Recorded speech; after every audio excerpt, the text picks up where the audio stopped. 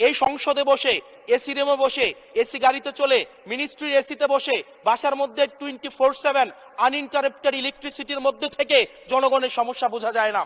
এই জন্য এই সংসদে যখন আমরা দাঁড়াই আমরা জনগণের সমস্যা অনুধাবন করতে পারি না।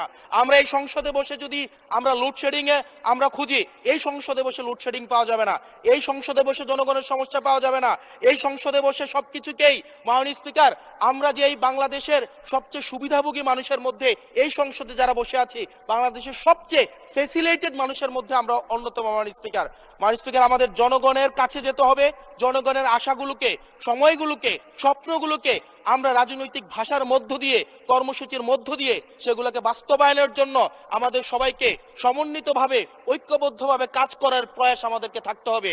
আবার যদি আমরা বিভাজনের রাজনীতিতে যাই তাহলে সেখান থেকে বিএনপি বেনিফিটেড হবে না, এনসিপি বেনিফিটেড হবে না, জামাতে ইসলামী বেনিফিটেড হবে না, সেইখান থেকে বেনিফিটেড হবে আমরা জুলাইতে যাদেরকে আমরা পরাজিত করেছি তারা বেনিফিটেড হবে। মাননীয় স্পিকার, ধন্যবাদ।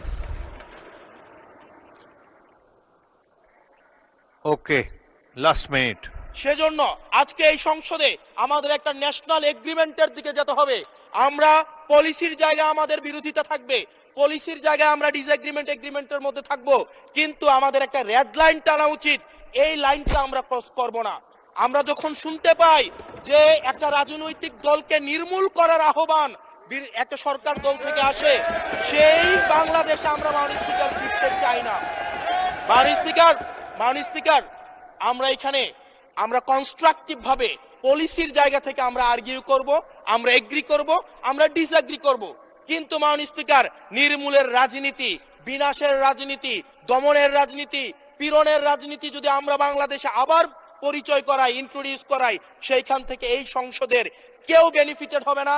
বেনিফিটেড হবে আমাদের সবচেয়ে বেশি যারা আমাদের এই বাংলাদেশটাকে ঝুঁকির দিকে ঠেলে দিয়েছে, সেই অপশক্তি হচ্ছে মাননীয় স্পিকার বেনিফিটেড হবে।